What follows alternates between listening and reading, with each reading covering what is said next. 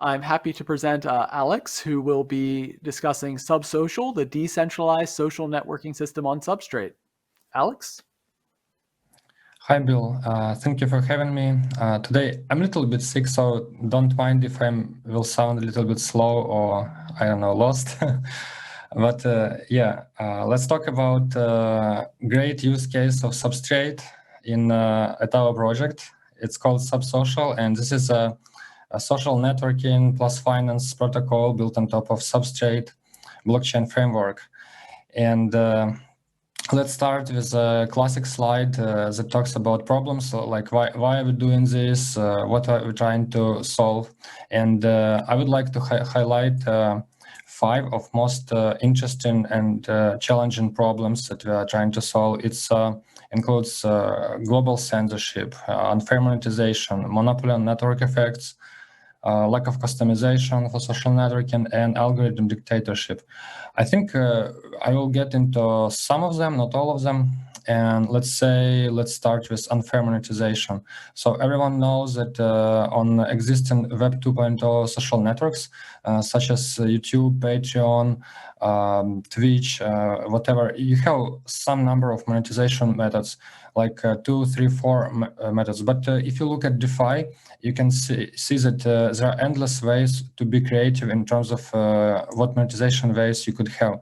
And we think that by utilizing blockchain and smart contracts, we could have endless ways of monetization for social networking as well.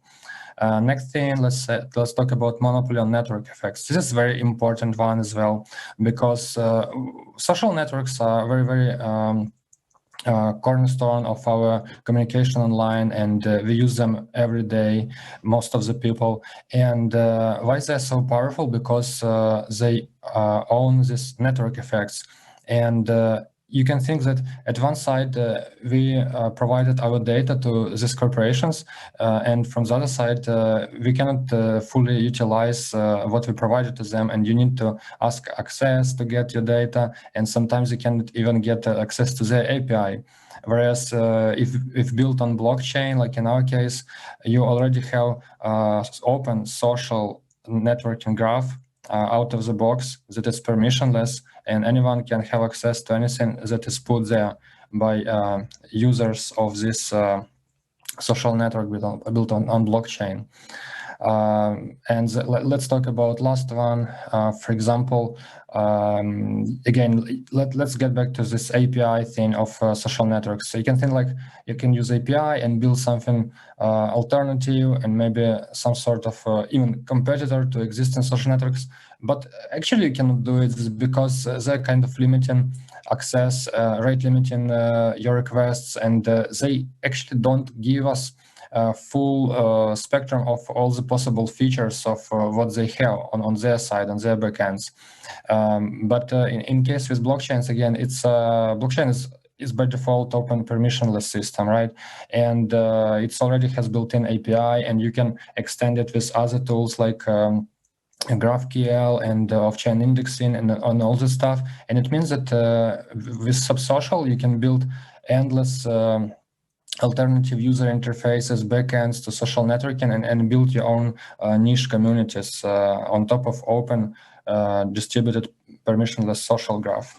I would like to say thank you to such organizations like Web3 Foundation and Parity, because they're very, very supportive to us and other teams, more than like 30, 40, I don't remember exactly, but in our case, we successfully applied and delivered 2 technical grants to Web3 Foundation. It consisted of 5 milestones, and most of the works you already see in working on Subsocial.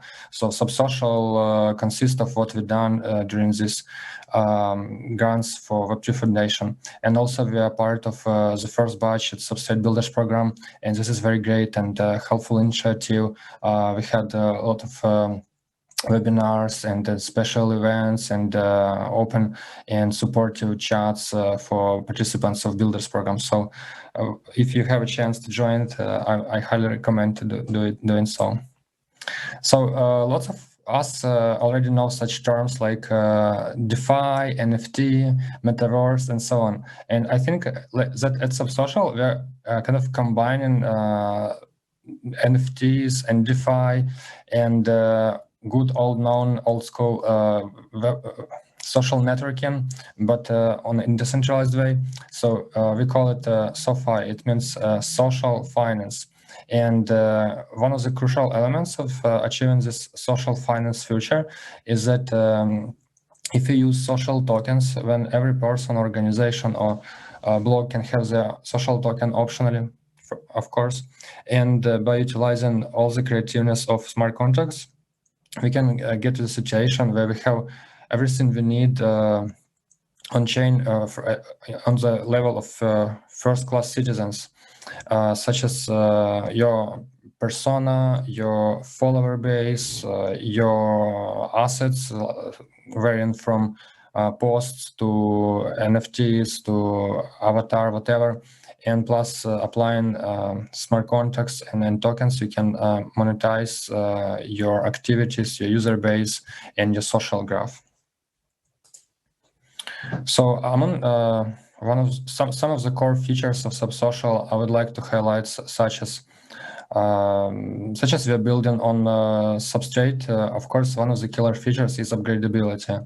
So whenever we develop, or if we want to develop new feature or improve existing one, we can easily upgrade our blockchain because of this killer feature of upgradability without forks of Substrate.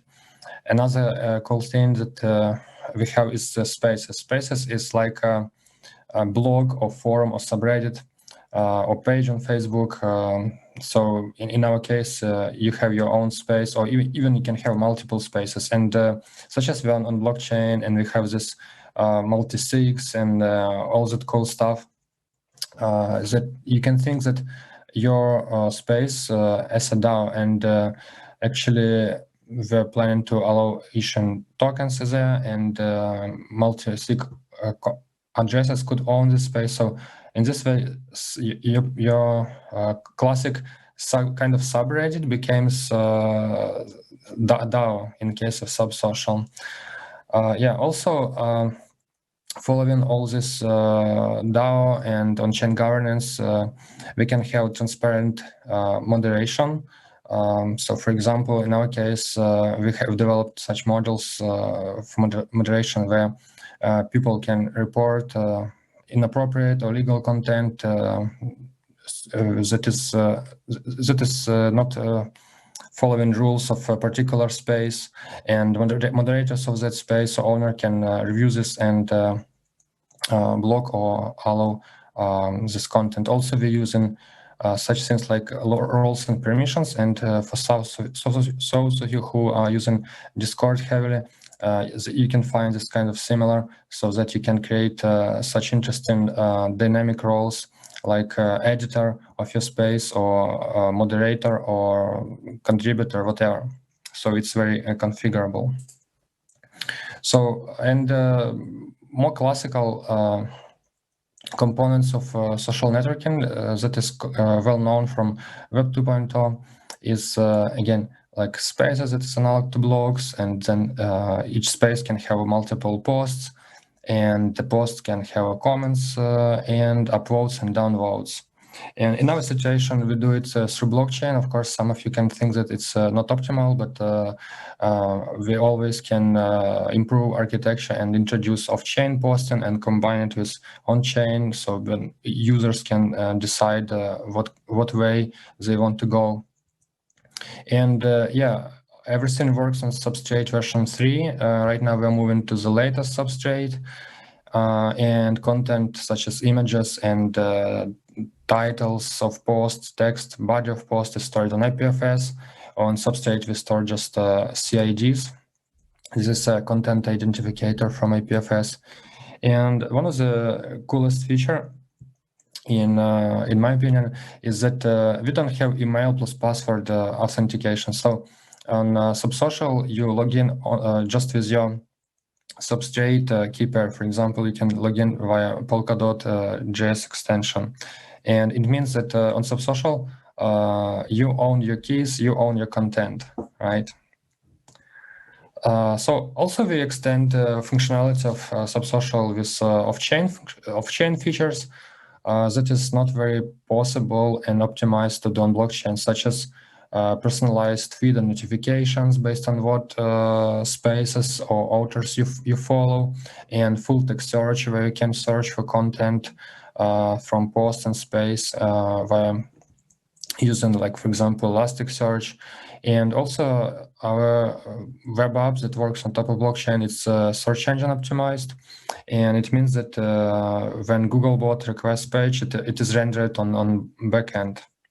Yeah, so this is a part of search engine optimization from server rendering of our web app. But at the same time, what is cool is that Subsocial web app can be running inside of just IPFS, and the only thing is required to be connected to Substrate node. So let's show some demo. So this is how Subsocial looks like. It has such thing as a current account. So you can see who you're following, who are followers, edit your profiles, check some roles if you have any editor roles on other spaces, for example. Also, you can switch between other accounts. For example, let's just check. So under Subsocial, I have this news feed, but I can easily switch to another account. Let's say this one. And then I have a little bit different feed. And of course, I have different notifications and balance. So for example, I can go to spaces and follow some space. Let's say I don't like anymore what Bill is writing about, and I can unfollow Bill. Yeah, so just wait for something about like 3 seconds on average. And now you have unfollowed Bill, right? But you still can go and see what Bill is writing here, and open commenting sections and upvote here. Again, very simple, just click of a button. Yeah, so we upvoted comment on Bill Laboon's post. And you can obviously go to other spaces like Subsocial and see, for example, follower base. Yeah, so we have a pretty big list of followers here. And yeah, you can also see what spaces you own. For example, if you go to my spaces, like these ones, something like subkitties. And yeah, what else? And of course, a very interesting one is that, for example, editors. If you go to Subsocial, for example, it has editor. You can click here, and you can see that Jan Beef is editor, and he can submit posts. So you can see that here is Jan Beef is writing posts, but sometime before Subsocial account wrote posts. So in this way, you can see that it's not just your blog; it's more like a subreddit, actually. Yeah. So I think this is quite enough for demo, and let's go back to slides. So if you look at more closely at Subsocial architecture, the main component is Substrate, of course. So it's a base layer, and we developed something about 15 modules for social networking, in addition to source modules pallets that are shipped with Substrate, and includes spaces, posts, follows, ownership, roles, permission, and so on. Also, quite an important component, but even this is optional. It's IPFS, where we store images and contents of spaces, posts, and so on. And why I'm saying optional, because actually you can store your data in even like RV or even in private storage, and on Substrate you just need to store identifier to the content, and then web app or backend logic will resolve this data for you. Also, we use Postgres and Elasticsearch just to improve functionality with like full text search and notifications, because it's quite hard to get such reporting-like functionality from blockchain, because blockchain is more about key values kind of storages. And on top of it, of course, we have web applications that you just saw, and we are working on cross-platform mobile application in Flutter and Dart. Yeah, so as I mentioned, for Substrate, we developed quite a big list of social networking pallets, like spaces, post roles, and you can check them out in our repository. But I would like to say that one of the great things that allowed us to have quite understandable architecture and design of pallets is that you can couple them tightly and loosely. And there is a very great recipe on substrate.dev site called pallet coupling. And by reading this recipe, you can understand how to make your pallets smaller that are responsible just for specific set of functionality, but then combine and interact one to each other in a nice way, like tightly or loosely coupled way. Also, at Subsocial, we use some standard approaches to have consistency through the code and understandability for developers. For example, usually we have such structs like post spaces, and then inside we have like ID, the such field like created, updated to see who created at what block. And then we have such things like owner and content and hidden field. And for example, hidden field is responsible for soft delete because you cannot actually delete on blockchain without trace, but you can sort of recommend to end user interfaces. So please don't show this content because our author owner don't want to show it. Also, regarding storages, how we work with them in Substrate, usually we have this approach where we have maps. For example, by ID or by space ID, you can have its owner. By owner of a space, you can have a list of space IDs. Then, let's say by space ID, you can get details of a space. And then by post ID, you can have a list of reply IDs. Actually, it's vector in Rust. And by space ID, you can have a list of root posts IDs in that space. So that by using this approach with maps, you can easily have tree-like structure where you get by IDs some details, or by parent ID, the children IDs. And again, as I mentioned earlier, that we use some off-chain logic is thanks to such technologies like subsquid.io or subquery.network. You can subscribe to your Substrate events in off-chain. For example, in our case, we subscribe to this list of events like account followed, unfollowed, space created, updated, and so on. And then based on these events, we fulfill Postgres database and Elasticsearch, and then users can have their personalized feed, notifications, full text search, and all this cool stuff that is not easily achievable on a blockchain. Also, a very cool thing that is possible with Substrate is feeless transaction. We're still in development of this feature because it should be developed quite carefully, because if developed wrong, then your blockchain could be DDoSed. But if developed correctly, users can have free transactions, for example, based on amount of tokens of your protocol locked for 1 month, let's say. And this will be a great user experience improvement. About free transactions, you can watch this YouTube video with Sean Tabrizi and read his and check out his fork of Substrate developer, Substrate template. Also, we're working on Flutter SDK. This is a framework from Google for creating cross-mobile applications. Currently, we developed read-only functionality and working on current user, such as like create import account, sign of transactions, but we have already working application not yet published, and this application works via foreign function interface. It calls code written in Rust, and it works with subxt library that knows how to get data and send data from blockchain. So it's very cool. And if you want to check out what we have, just visit this link on GitHub/DappForce. This is our company. Also, we have such interesting tool that we developed quite recently. It's called Sub0, and this with Sub0 you can see a very interesting feature of Substrate is that even if addresses look differently, all of them are derivable one from each other because of Substrate nature of addresses. And this is very cool because you can go to you can get any account.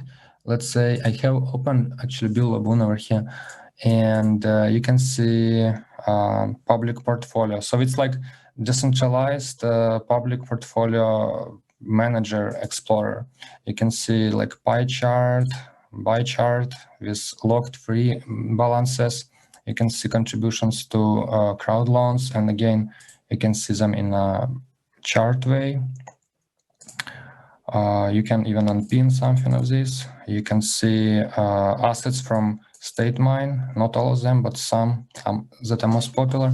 And of course, you can see your favorite birds if you have. I think here you can see some birds, right, on Raul account. And yeah, so we are a relatively small team, under 10 people, and we are hiring. So if you're interested to build a decentralized social networking with on-chain finance, and you would like to join us, so just message us on Twitter or in our chats. And here are our links. Thank you for listening to me.